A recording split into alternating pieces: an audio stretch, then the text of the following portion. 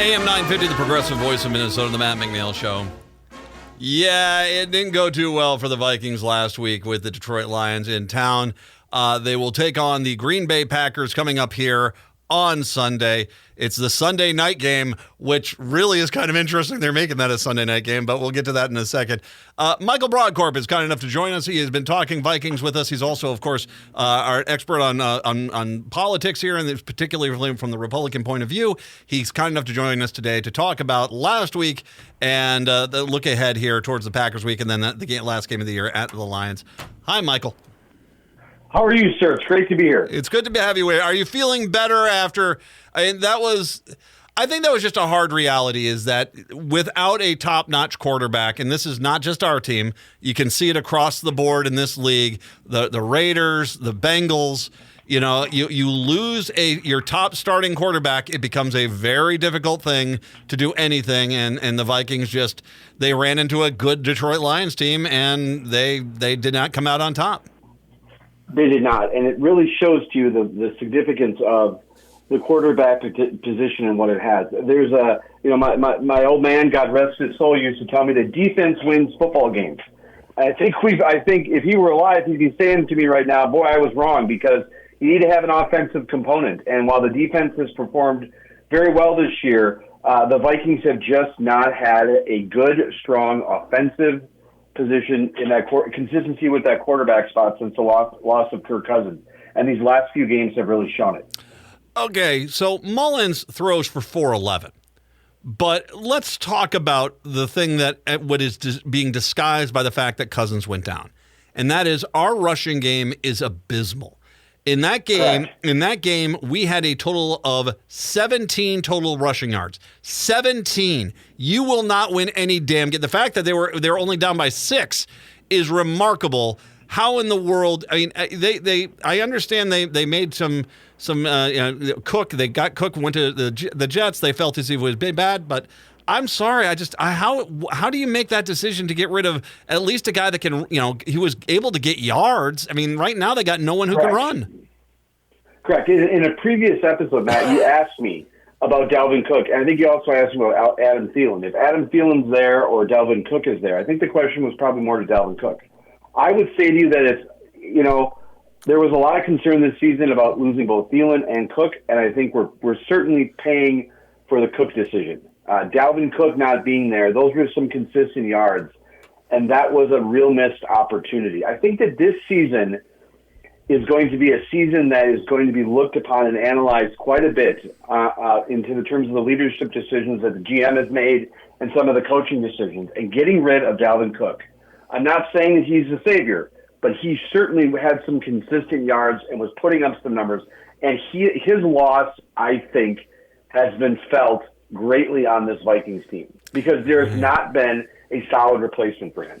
Well, and I understand there are contract issues that get involved here, but at the same time, you had nothing there. I mean, I hate being so blunt about it, but there's nothing there. There is no running game with any kind of consistency. And, the best running we've had was from when Dobbs was playing quarterback, for God's sakes. And so, it's kind of one of those situations. Great point. Yeah, it really is it was great that Cousins was able to get around that because he was so lethal, and because he was so good at throwing, it opened up the running game a little bit. But, right now they're just basically putting everyone on the line and making these backup quarterbacks try to beat them, and they just can't do it. Correct. And pivoting, it's your show, but if I may pivot a bit to the Please. Quarterback position, a little illustrating development. Justin Jefferson, of course, came out and made the case that he hopes that Cousins will return next season, and it's something that we've talked about. Justin Jefferson said, "Quote, me and Kirk have a great connection," and that's something that you've discussed and we've discussed in previous episodes. Is once Cousins went down, and we brought, what was the possibility of him coming back? And I sincerely think, I thought it was, we had kind of speculated, but I'm a little bit more confident than I think I have been that there's a real chance that he can come back. I do have a follow-up question, but I want to hear your answer to that. Mm-hmm. Here, you and I can just discuss this really quick. My gut feeling, you bring Cousins back, Okay, so let's bring in both the quarterback and the rushing game. You find a rusher on the free market, get a free agent rusher, bring him on in, and do that. Your first pick in the draft is your new quarterback. You sign Cousins. You say, Kirk, this is your team. If you come back, you're still going to be the quarterback, but we're going to bring in this quarterback with the idea that you're getting older. You've now got an Achilles injury. We do not want to be caught off guard again. We're bringing in a quarterback that's going to be you're the heir apparent, but it's still your team until you don't want it. You're going to get Cousins at a discounted rate because of the injury. Jefferson stays happy. He's still your best weapon. You can't get rid of Justin Jefferson. That would be my approach to this offseason. Sign Cousins, draft your first draft pick as the quarterback that's going to replace Cousins eventually, with Cousins giving the tutelage that he needs to become a star quarterback, and then finding a running back on the free market. Correct. Let me ask you this question, because this has been bubbling up a little bit today. Russell Wilson. There's talk of Sports Illustrated. There's a Sports Illustrated story today talking about that Vikings a betting favorite to land Russell Wilson. Your take? No. Oh God, no, man. I mean, nothing. Russell Wilson has some talent and ability, but if you're telling me my choices are Russell Wilson or a healed Kirk Cousins, this is not a discussion, is it? Yeah, I would take Russell Wilson. I would take Cousins. Wow, that was breaking news. No, okay, so you take Cousins. No. Yeah, I would take Cousins. You'd feel the same? Oh, yeah, 100%. 100%. Correct. I would feel the same. Because, okay, so Russell Wilson as he is right now, because this is where he's at.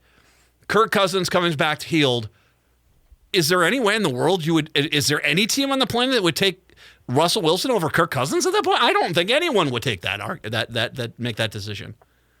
I'm not a doctor, and by all accounts, Cousins' injury has been healing appropriately, and he's going to be coming back in good strength. I don't know what the medical decisions are that NFL teams have to make. Assuming that he can come back in a similar position as he was, you got to lock him down. You got to lock Cousins down. Mm-hmm. But there's a lot of doctors involved, and of course, at this time of year with the chances of the Vikings, there's the questions whether we're going to make the playoffs. This little side drama about Russell Wilson came up today, and I thought it was worth mentioning. I noticed that. Do you notice that the Vikings become a name that gets bandied about by national sports people that basically don't want to bring up stuff to discuss legitimately, but they bring up stuff to just create fires all over the place? Have you noticed that? Correct, Matt. I tell you, I don't believe in a ton of conspiracy theories, but I could speak on your I could speak on your radio show for 3 hours about my frustrations with how national media outlets treat Minnesota sports teams with great fervor and passion, and it's pretty consistent. But yeah, I see that a lot. I think the Vikings get disrespected a lot in comparison. Look at last year. Last year was a perfect example where they won a lot of close games. And what the narrative from a lot of the national broadcasters and analysts and commentators on the Vikings team was that, look, this was a poor team that was just one when it went away from screwing things up. And what you see in a lot of other situations is when they talk about other teams in that particular situation, they put much more of drama and emphasis, and they talk about it in a much more uplifting way. The Vikings is just, in a number of ways, I think, they get treated they get disrespected a lot at the national level by some of the media, but we'll see, We'll see what happens. But I do think Cousins is the way to go. And boy, I think that would put the Vikings in a good position, but they still have to figure out their running game. Go back to the quarterback. So Mullins is going to get benched. He threw the 4 INTs. And like I said, you got 411 yards, but you give up 4 INTs. You have no running game. That's why you lost that game. Those two things right there. They're going to give it to Hall. And I think, in the speculation off what I said is that you need to find Cousins' heir apparent. A legitimate quarterback that's not just a stopgap measure, not freaking Russell Wilson, something that's got, longevity. So I think that these next 2 weeks are the tryout for Hall. If Hall shows some ability and that he might be able to eventually become a legitimate caliber NFL quarterback, then you don't have to worry about that. You can have Cousins come back and give Hall the tutelage for the next few years. So is that what your thought is that these next 2 games are going to be Hall just because they're going to say, show us what you got? Correct. Show us what you got. Those are the opportunities. And by all accounts, I think he's earned it. I think we've gone through the cycle of the other quarterbacks. I think that, what he showed in his, brief appearance in, I think it was the Atlanta game where he played a little bit, he showed some mobility. And I think that that's, what the Vikings kind of need right now in that position, a little bit of confidence. I do think with 2 games left and with the possibility of the Vikings making the playoffs if they win out, I think there needs to be some consistency in that position. I think there needs to be some consistency in that position. Again, as of right now, the Vikings, let's see here, according to the calculator, right now the Vikings' chances of making the playoffs as of today are 27%. If the Vikings beat the Packers on Sunday, it jumps up to 47%. If they beat the Lions, they are all but, if they beat the Lions, they're all but assured roughly 95% chance. So, as I understand it today, Vikings to get the playoffs, they have to win out, and there needs to be, I think, a combination of losses, at least from the Rams and I think Seattle, are what we need right now to make the playoffs. And so that's what we have on Sunday. We have a big Vikings-Packers game. It should be mentioned, okay, and talking about the National League just really quick here. San Francisco, Philadelphia, Detroit are all 11-4. The 4 seed's going to be Tampa Bay at 8-7 because they won the division, and that division is horrible. Dallas will be the 5 seed, and then it comes down to, the Rams and the Seahawks are both 8-7. The Vikings are 7-8. If they want to do anything here, they have to win against the Packers. So, I mean, I thought they had a pretty decent chance against the Lions. I was disappointed there, but, I mean, we explained why that loss happened. The Packers are not the Detroit Lions. Now, granted, I understand the NFC North teams play each other tough on both these games, as they should. But I have a hard time believing. I think the coaching staff is going to have a lot of questions to answer if they do not beat the Green Bay Packers this weekend. Yes, this is a must-win game. I believe that the Packers are in a similar situation, which is that they need to win too. I don't believe either. I don't believe the Vikings or the Packers control their own destiny now. I think that the Vikings game with Detroit and the fact that they lost with the Vikings lost with the Seattle win, they no longer control their destiny. So both teams need to win out in order to make the playoffs, and they need a combination of other wins. And so right now, the Vikings have to beat the Packers on Sunday. The Vikings have to beat the Packers every week. As your listeners know, Matt, as you know, I despise the Packers with the passion of 1,000 suns. And so if the Vikings lose to the Packers on Sunday and are knocked out of the playoffs, boy, that's going to be tough for me. But they have to win. They have to win on Sunday. I hope they do. I think, it's not a good team. And the Packers are not a good team. I mean, they try to say we beat Carolina. Carolina's an atrocious team. And so I'm still hoping the Vikings get the win. Let me ask you this. Are the Baltimore Ravens the best team in the league right now? I believe they are. Yeah. I absolutely believe that they are. And I think that they're the best team, and they are the best team. And the question, I think, is, in the AFC, who's the best team in the NFC? I think I put a lot of stock in the 49ers right now. Yeah. I think the 49ers are a good team. And the Vikings, and this is the point I think we're going to say. This is what the reality is for the Vikings team. The truth is, the analysis I think is fair, Matt, is that the Vikings are limping into the playoffs in any way in which they're going in. If the Vikings blow out the Packers and blow out the Lions, I don't think anyone in the league, and I don't think you and I as analysts in our unofficial roles as analysts would say that the Vikings are a strong chance in the playoffs. But they should, on paper, beat the Packers. Mm-hmm. And the game against the Lions is going to be a tough game for them. But the Vikings have to win out. And as the eternal optimist that I want to be, we forgot to mention, we've lost Hawkinson for the rest of the season. This Vikings team has suffered. And I think, I don't want to speak for you, but you've said it so well. You've gone off on a couple of these, I don't want to say rant, but you've gone off on a couple of these sentences where you've discussed all of what the Vikings have suffered this season in terms of losing Cousins. And we started off the season by not having Thielen, not having Cook. We lost Jefferson for some games. We've lost Kirk Cousins for the season. We've now lost T.J. Hawkinson. We've had problems in the quarterback position. And here we are, coming into the last week of December with 2 weeks left in the season, and there is a statistical possibility that the Vikings can make the playoffs. Yep. And that's an impressive position to be in. But I just, for some reason, have to say, this has been an ugly season. This has been an exhausting season. And it has been, hasn't it? It has, just because, we were riding so high. I mean, they corrected their early season problems.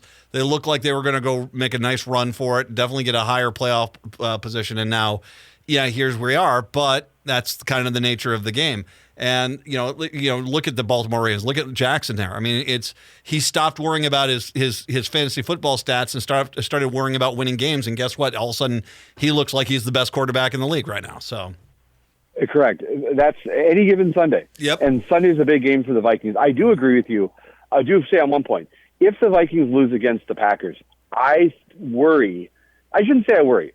I think for the first time, if the Vikings lose against the Packers on Sunday, I think there is going to need to be some analysis from a managerial perspective how we got to this position. Yep. There's been a lot of moves and a lot of plays this season, and I am certainly not in any way, shape, or form going to subscribe to the school of thought that Kevin O'Connell needs to go, or any changes in. I'm not saying that anyone needs to go in any leadership position with the Vikings, but there's been a lot of moves this season, and the Vikings have tried a lot of things, and if they don't make the playoffs by losing to the Packers, boy, it's going to be a tough offseason for Vikings fans. Well, and it's going to be a tough offseason. You'll have to answer the question of why. What was the decision on the running game again? And that anyone that was involved in Dalvin Cook going away is going to have to answer that question and spend some long, hard hours, facing some scrutiny there. Last thing here, not football related. It is the last show of the year. What, in your mind, in the state of Minnesota, was the biggest story of the year? If off the top of your head, state flag. The state flag. State flag. State flag. I have to tell you something. Yeah. The state flag is without a doubt the biggest thing that happened to the state this year. I don't want to take anything away from anyone. The state flag, and if I just may also talk about the silliest conspiracy theory that I've ever heard, is anyone trying to say that the new state flag is somehow tied to Somalia or something else. I have to tell you, there have been some crazy, bizarre theories and conspiracy theories I've heard over the years. But any discussion by any conservative or anyone on that is ridiculous. I think, but the state flag, without a doubt, I can tell you that subject more than anything else will just drive. Everyone's got an opinion on it, and everyone disagrees. And it's been a very interesting, as someone who was born and raised in the state, for some, Minnesotans, boy, for a flag that people didn't really like to begin with. No one liked that. People are really people are really wanting to die on the hill of an old flag that just blended in with a bunch of everyone's. But the new flag that's out there, my goodness, that's the story of the year. I think you brought it up on your podcast. I don't know of one flag expert that hasn't looked at the new Minnesota state flag and said, that's an A+. You guys did a good job. I mean, and so there can be disagreement there, but most people think, most of the flag experts, the people that look at flags a lot, they think we did a good job here.